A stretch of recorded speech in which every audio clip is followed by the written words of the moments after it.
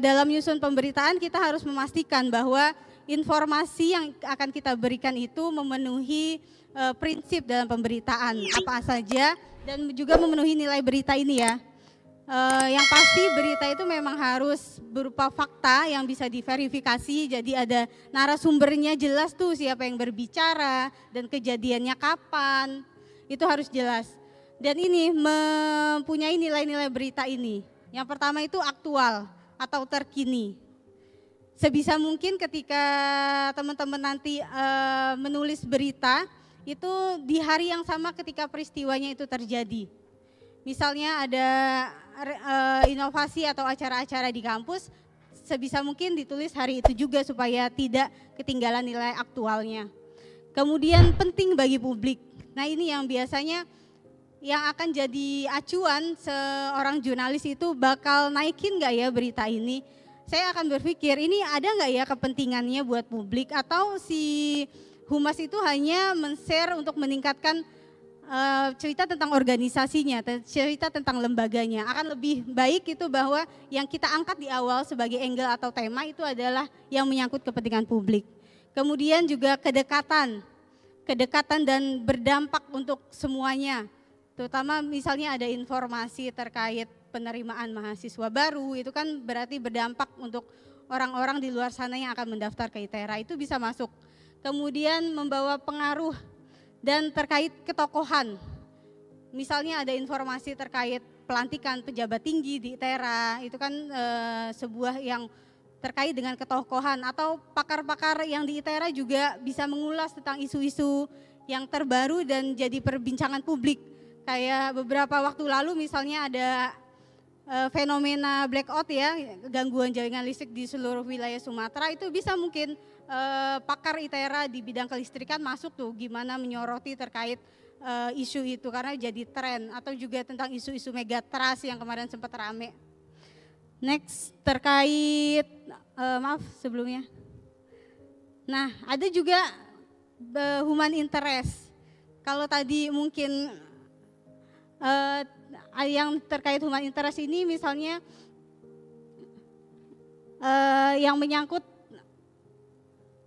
ketertarikan misalnya kegiatan-kegiatan mahasiswa atau ada dosen yang melakukan penelitian gitu di daerah pelosok, bantu orang-orang, itu kan dari sisi human interestnya kita bisa angkat tuh bukan cuma kegiatan dia penelitiannya, tapi bagaimana si dosen kerja keras dia membangun atau membantu masyarakat lewat kegiatannya itu. Kemudian keunikan, tren, ini banyak ya mungkin ya di ITERA ini yang bisa jadi hal-hal unik diberitakan seperti kayak tadi fasilitas kebun raya atau labirin atau tren-tren yang sekarang masyarakat urban ini lagi gandrung banget ya, candu banget sama yang lamanya lari. Nah itu mungkin teman-teman bisa menginformasikan bahwa di ITERA ini banyak loh trek-trek jogging, trek-trek lari yang menarik seperti di trotoar embung atau di kebun raya misalnya, itu bisa jadi informasi yang menarik juga. Nah kalau konflik ini kita pentingnya nanti teman-teman juga harus bisa manajemen krisis. Kalau di ITERA saat ini mungkin belum ada ya contoh, tapi yang lagi rame nih di luar sana misalnya di kampus UI itu. Sekarang kan masih jadi perbincangan terkait pendapatan gelar salah satu menteri Pak Bahlil yang diraih dari UI itu kan banyak kemudian yang itu jadi sorotan publik. Nah nanti teman-teman Humas ITERA juga harus bisa mungkin manajemen konflik, gimana menanggapi banyaknya pertanyaan dari teman-teman media. Next.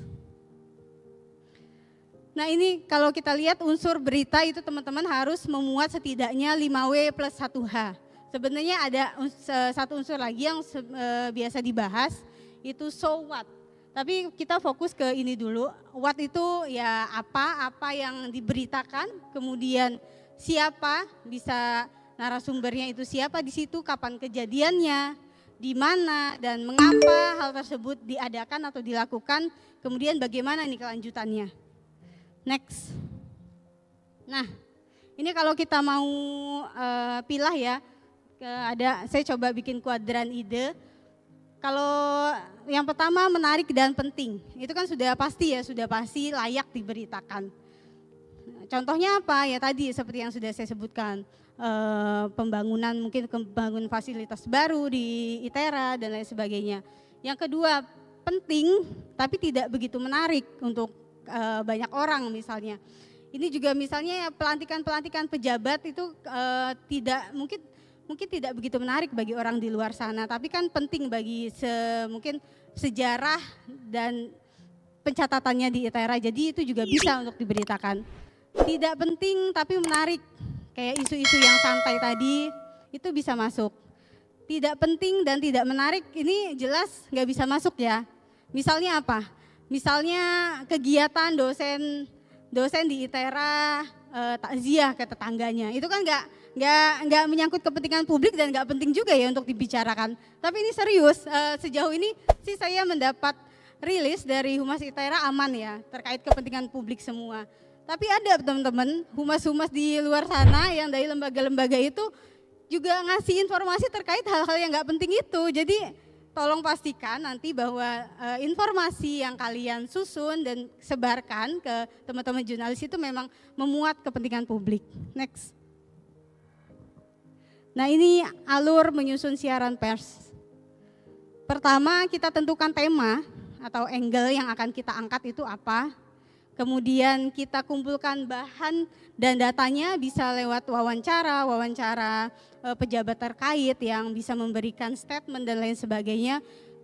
Kemudian kita lengkapi dengan data-data yang diperlukan. Dan jangan lupa bisa juga mengambil foto atau video atau rekaman suara kalau teman-teman mau menyebarkan juga ke jurnalis radio. Video ini kalau untuk teman-teman televisi sebenarnya sangat penting, apalagi misalnya kalau di ITERA ya, mungkin ada laboratorium atau tempat-tempat khusus yang tidak semua bisa diakses oleh publik, tidak sembarangan.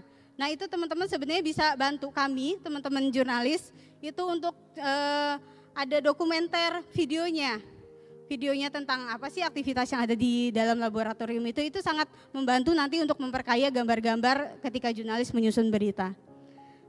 Kemudian, nah yang paling penting dalam siaran pers sebelum disebarkan, teman-teman harus pastikan dulu ke pimpinan atau yang terkait ya. Kalau di ITERA ini ada humas ya, humas sebagai perwakilan, bahwa informasi yang akan disebarluaskan ini sudah clear, sudah terverifikasi, sudah tidak ada kesalahan ejaan atau tata bahasa sebelum disebarluasan. Next. Nah, ini kalau kita ngelihat dari kerangka tulisan siaran pers itu secara singkat, yang pertama adalah judul.